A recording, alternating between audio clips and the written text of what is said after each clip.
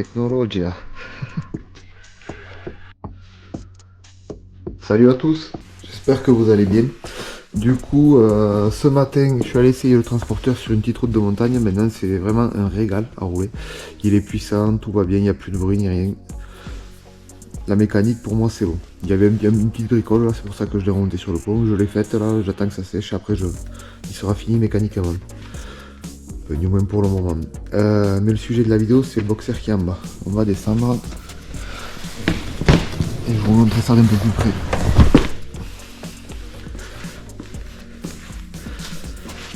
Donc voilà, c'est lui.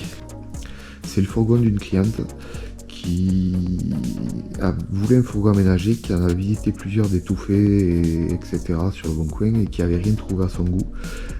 Elle est tombée sur mon fourgon et moi dans une fête de village et ça y a bien plu et du coup elle a décidé de partir d'un fourgon brut et de me le faire aménager.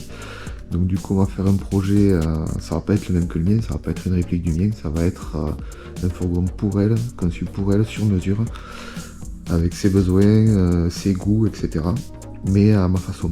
Donc du coup il va y avoir du Raptor. Il va y en avoir un peu, il va changer de couleur. Il va être bien sympa ce petit fourgon. Donc c'est moi qui y ai trouvé la base, c'est un fourgon, c'est un boxer L4H3, donc le même gabarit que le mien.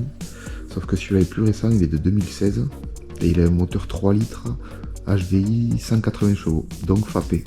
Seul défaut qu'il a c'est ça, mais bon pour l'instant il n'y a pas de souci là-dessus. Mécaniquement il est sain. On sait, l'ancien propriétaire a fait remplacer la boîte, l'embrayage et le volant moteur en garantie. Donc du coup c'est une bonne chose de faite parce que sur le mien je l'ai fait et c'est une opération qui a un coût. Donc là-dessus on est tranquille. C'est un fourgon qu'on a trouvé pratiquement à la frontière espagnole. On est allé le voir ensemble et bon on l'a essayé, etc. Il a le contrôle, on l'a acheté avec le contrôle technique. Bon, le seul défaut, il a passé le contrôle, mais les pneus sont vraiment pas jolis. Les pneus arrière ils sont de 2014 et les pneus avant de 2019 et ils sont pratiquement lisses, donc on va y mettre 4 pneus, ils sont commandés déjà. On va y mettre des crampons un peu, enfin des crampons. Des Michelin 4 saisons, les mêmes que sur le mien, ça va pas mal, sur un peu tous les sols. Ça permet de faire un peu de chemin et puis sur la route, que ça soit sur le mouillé ou sur le sec, c'est vraiment bien. Mais dans le chemin, ça s'en sort quoi. C'est pas des BMW Goodrich, mais les BMW Goodrich sont pas homologués pour des porteurs de ce poids-ci. Même si je sais que ça se fait et tout, mais bon, on joue pas avec ça quoi. Du coup, je vais vous montrer un peu son état général. Donc déjà, on voit qu'il pèle comme tous. Vous voyez là, un peu partout. Hein. Sur le toit, ça fait 20 ans qu'il pèle, mais je comprends pas qu'ils aient pas changé la sous-couche en usine. Qu'ils se soient pas dit que peut-être ça aurait le coup de rectifier ça. Voilà, on voit partout. Il pèle donc les pneus, ouais.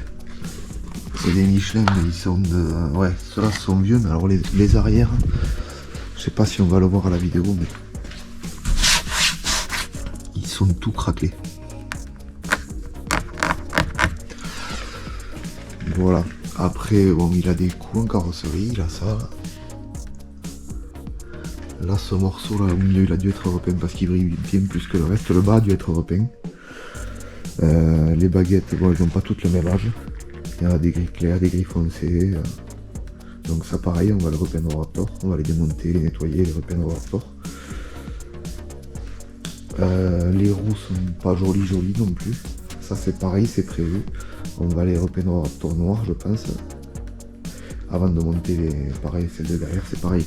Vu qu'il était à limite Espagne, bord de mer, il y a un peu de rouillé sur les roues. Après dessous, par contre, il n'est pas rouillé du tout. Enfin, à part la mécanique, à part le carter, mais il n'y a pas une goutte d'huile. Moi, le mien, il était un peu gras, celui-là, vraiment, il est sec, le moteur. Il n'y a pas de fuite.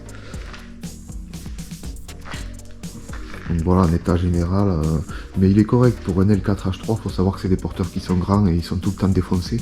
Déjà, la capucine là au-dessus du pare-brise, il n'y a pas de pète ni rien, ça c'est un très bon point.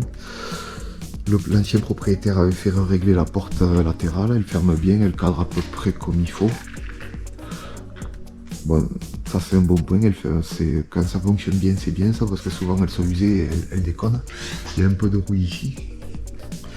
Ce côté là, le milieu a été repeint aussi, c'est pas terrible, bien fait. Et puis il y a des coups sortants. Pareil de ce côté pour les baguettes, elles sont un peu de toutes les couleurs. Il y a niveau bas de caisse, il est beaucoup mieux que le mien. Il en a pas beaucoup, il a un coup sous la porte, là-bas on le voit, un petit coup, ça se redressera. Les portes arrière, par contre, sont à régler, là elles touchent presque en haut. Et ici, il y a un jour énorme. Il les avait fait refaire à son carrossier, ressouder et tout, mais ça n'a pas tenu et ça commence à bien rouiller, donc ça on va le faire de suite. Pas le laisser rouiller plus. Je vais le reprendre et le renforcer. Et après elles ont comme toutes, je sais pas pourquoi, mais elles sont tout le temps pliées dedans, à cet endroit là. Et à cet endroit là. La mienne elle avait exactement les mêmes plis. Je ne comprends pas pourquoi elles sont toutes pliées comme ça. Il y avoir une raison. Et là après il y a quelques enfoncements à droite à gauche. On va les redresser pour bien les renforcer avant de les repeindre. Là, la baguette non plus qui tient plus. Il y a ça refixé. Et à l'avant il y a celui-là. Où tous les clips sont, enfin, c'est des clips soudés, ça ils sont pétés. Il faut que je vois si on le remplace ou si j'arrive à trouver une astuce pour le refixer comme il faut. Donc voilà, en carrosserie, il est pas mal, à part à un endroit où il y a vraiment de la tôlerie. Je vais vous montrer, mais il me faudra prendre ça pour monter sur le toit pour que vous puissiez voir. Intérieurement, tableau de bord noir, vu que c'est un 2016. Les sièges sont sympas, ils sont en super état, un bon nettoyage et ça ira très bien.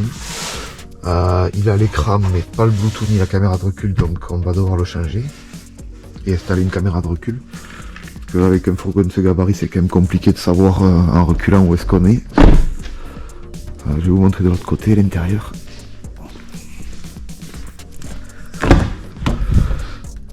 Voilà, il a 209 000, mais c'est vrai qu'il est pas usé. Le mec en a pris soin, quoi. À mesure, il l'a mené à faire réparer en carrosserie et tout. Bon, il y a des trucs plus ou moins bien faits, mais bon, c'est fait, c'est pas, il était pas à l'abandon, quoi. Même dedans, il n'y a pas d'usure, au-delà, un bon nettoyage et l'intérieur, la cabine sera très bien, quoi. Donc, ce que je vais faire, je vais l'avancer et je vais monter sur le toit pour vous montrer le gros choc qu'il a pris sur le toit.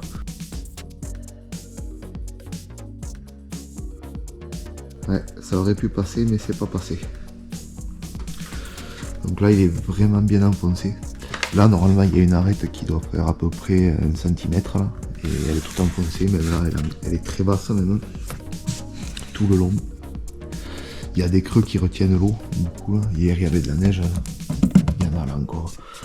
Et là, je pense même que dans cet angle, la tôle est déchirée. Dans tous les cas, je pense qu'une fois redressée, elle va finir de se déchirer. Et cette arête là, elle est venue vers ici. Elle est descendue en fait, et en descendant, elle est venue vers ici, quoi. Donc il faut arriver à redresser tout ça. Je sais pas si on le voit bien à la caméra, mais en fait, il est vraiment pas jojo là. À cet endroit là, ça en fait beaucoup, surtout qu'il n'y a pas énormément d'accès par l'intérieur. Et que c'est de la tôle épaisse, donc au tire-clou, va falloir ruser là pour tousser tout ça. Et là, dans l'angle encore, il y a un bon œuf là, mais bon, ça, il y a de l'accès. Donc ça sera assez simple à redresser. Et c'est plié aussi ici et à l'intérieur au niveau du joint. Ouais, on voit que le joint même a commencé à se décoller et tout à plein d'endroits. Il me faudra sûrement le retirer. Et bon, il y a de la mousse sur le toit. Sur cela, il est à peu près à 3 mètres du sol. Un peu moins de 3 mètres. Donc voilà, on le nettoie pas souvent. Mais là, moi, il va me falloir le laver au Karcher à l'eau chaude pour enlever toute la mousse et finir de peler tout ce qui a envie de peler. Parce que pareil, sur le toit, il pèle de partout. Comme ça, au moins, ça pèlera pas après la peinture, quoi. Donc voilà pour le toit. Je redescends et je vais vous montrer l'intérieur. Technologia. C'est tout con, mais ça permet de travailler tout seul quand même. Et ça, c'est bien pratique, ce truc là. À l'intérieur, du coup, l'ancien propriétaire avait pour projet de l'aménager. Du coup, il l'a isolé en Armaflex. C'est pas tout à fait fini, mais c'est déjà pas mal. On finira, nous on ne laissera peut-être pas que ça, là où on pourra mettre plus d'isolation on en mettra plus. Il en a déjà fait une grosse partie et il reste quelques endroits, les endroits un peu chiants à faire qu'il a pas fait, mais il nous a laissé un rouleau d'Armaflex pareil épais en 19 pour pouvoir finir. Après lui il était menuisier alu et il avait mis ça pour sur les montants, mais je pense qu'on va pas le garder, on va rajouter plutôt de l'Armaflex. Ça c'est, d'après ce que j'ai compris, ça sert à la pose des baies vitrées. Ça tient pas super bien. Ouais, ça tient pas du tout même, pas assez. Donc on le virera, on remplacera. On va pas faire un liège projeté du coup comme sur le mien parce qu'il y a déjà l'Armaflex installé et c'est vraiment une tannée à enlever, ça tient vraiment bien. Donc puis c'est pas mauvais comme isolation quand c'est fait comme il faut, il n'y a pas de raison. On va finir d'enlever tous les ponts thermiques et ça ira très bien. Ensuite il avait mis des gaines comme ça, des gaines de maison un peu partout, ça on va le virer parce que le faisceau électrique on va pas forcément enfin moi je vais pas le penser comme lui je pense, et en plus il m'a rempli le montant là-haut et ça va me gêner pour redresser le fond du toit.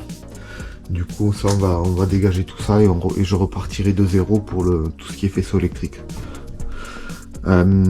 Ça il avait fait un lit provisoire lui pour partir, donc il nous l'a laissé, mais on va pas le garder nous parce qu'il y aura 4 couchages dans ce fourgon, donc on va récupérer quand même les planches, mais pour nous servir pour construire des meubles ou autre. Là je suis allé chercher les anciennes roues du mien pour pas bloquer le fourgon dans l'atelier pendant longtemps vu que c'est l'hiver et que la peinture c'est un peu long à sécher pour qu'elle soit dure à cœur quoi, donc je risque de les laisser sécher une semaine, donc je vais pas le garder une semaine sur chandelle, donc je vais peindre celle-là. J'ai filé les miennes, donc on va les gratter, les peindre au Raptor noir et on les remplacera, on mettra les pneus neufs sur celle-là et on les montera directement sur le fourgon. Comme ça, ça nous le bloque pas quoi. Le plancher est pas mal et sous le plancher il a mis un isolant qui est pas mauvais, c'est du liège, des gros panneaux de liège épais. Bon, il faudra faire une finition là et puis il faudra, on voit qu'il est pas allé jusqu'au bout, donc on ira plus loin avec quelque chose de la même épaisseur, genre du TMS, et je ferai des seuils. Mais pour vous donner un ordre d'idée, il a déjà mis 1000 ou 1500 euros d'isolation. Enfin, il parlait de 1500 euros d'isolation entre le liège et l'Armaflex, ce qui est fort probable vu le gabarit du fourgon et la quantité d'isolant qu'il faut pour isoler ce genre de porteur. Voilà, là on le voit bien là le liège.